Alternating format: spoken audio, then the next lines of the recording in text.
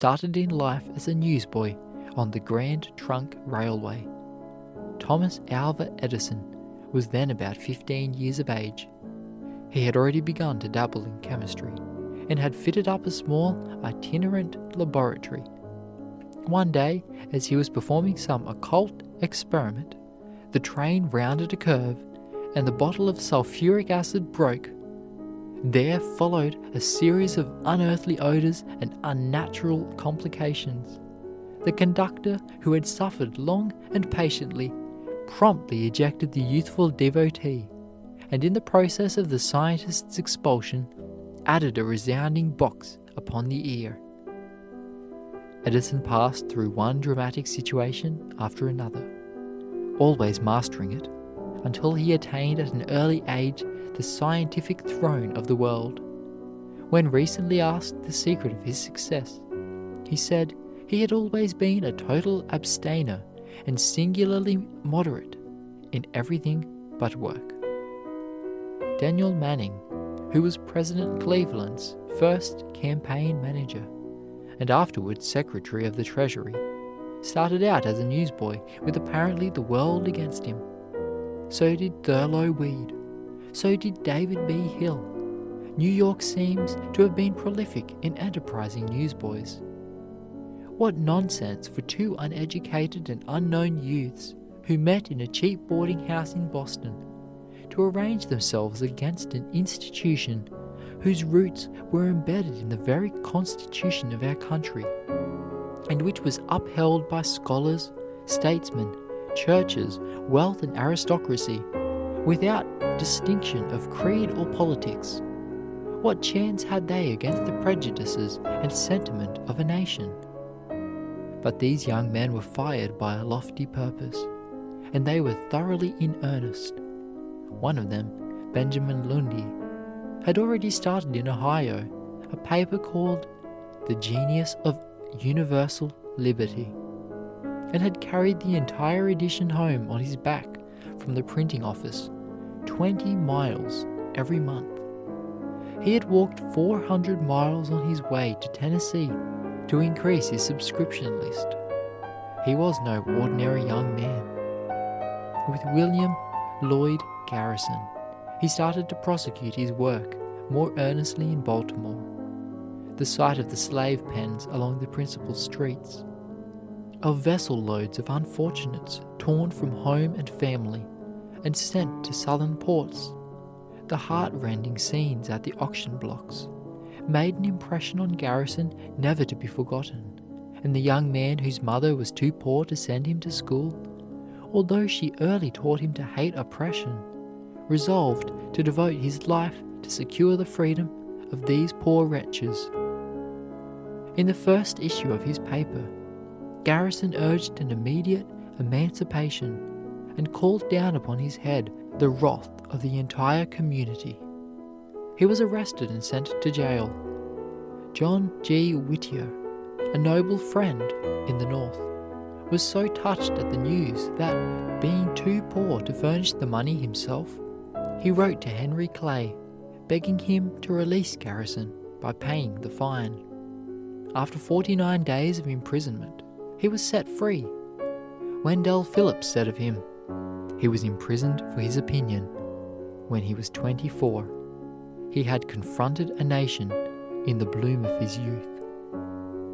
In Boston, with no money, friends, or influence, in a little upstairs room, Garrison started the Liberator, read the declaration of this poor young man with no chance in the very first issue.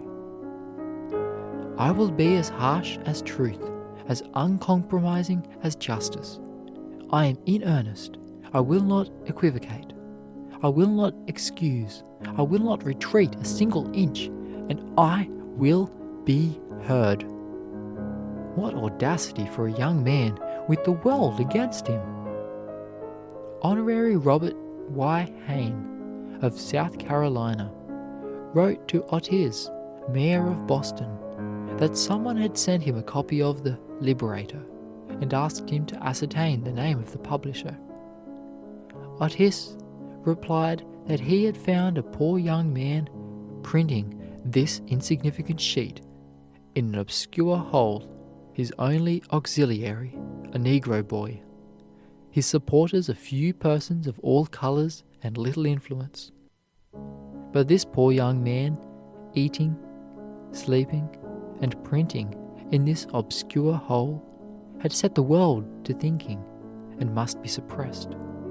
The Vigilance Association of South Carolina offered a reward of $1,500 for the arrest and prosecution of anyone detected circulating the Liberator.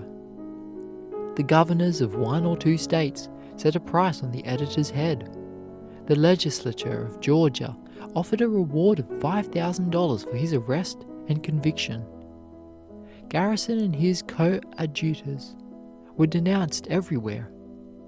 A clergyman named Lovejoy was killed by a mob in Illinois for espousing the cause while defending his printing press.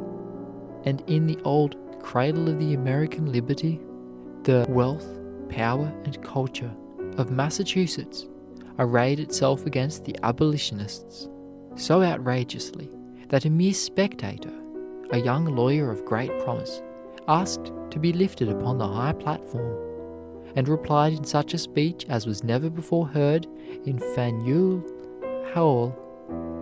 When I heard the gentleman lay down the principles which placed the murderers of Lovejoy at Alton side by side with Otis and Hancock, with Quincy and Adams, said Wendell Phillips, pointing to their portraits on the walls, I thought those pictured lips would have broken into voice to rebuke the recreant American, the slanderer of the dead, for the sentiments that he has uttered on soil consecrated by the prayers of the Puritans and the blood of patriots. The earth should have yawned and swallowed him up. The whole nation was wrought to fever heat.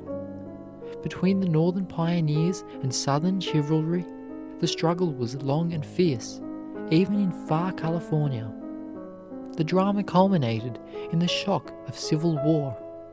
When the war was ended, and, after 35 years of untiring, heroic conflict, Garrison was invited as the nation's guest by President Lincoln to see the stars and stripes unfurled once more above Fort Sumter. An emancipated slave delivered the address of welcome, and his 2 daughters, no longer chatels in appreciation, presented Garrison with a beautiful wreath of flowers. About this time, Richard Cobden, another powerful friend of the oppressed, died in London. His father had died, leaving 9 children almost penniless. The boy earned his living by watching a neighbour's sheep, but had no chance to attend school until he was 10 years old. He was sent to a boarding school, where he was abused, half-starved, and allowed to write home only once in 3 months. At 15, he entered his uncle's store in London as a clerk. He learned French by rising early and studying while his companions slept. He was soon sent out in a gig as a commercial traveller. He called upon John Bright to enlist his aid in fighting the terrible Corn Laws, which were taking bread from the poor and giving it to the rich. He found Mr. Bright in great grief, for his wife was lying dead in the house. There are thousands of homes in England at this moment, said Richard Cobden, where wives, mothers, and children are dying of hunger. Now, when the first paroxysm of grief is past, I would advise you to come with me, and we will never rest until the Corn Laws are repealed. Cobden could no longer see the poor man's bread stopped at the custom house and taxed for the benefit of the landlord and farmer, and he threw his whole soul into this great reform. This is not a party question, said he, for men of all parties are united upon it. It is a pantry question, a question between the working millions and the aristocracy. They formed the Anti-Corn Law League, which, aided by the Irish famine, for it was hunger that at last ate through those stone walls of protection, secured the repeal of the law in 1846. Mr.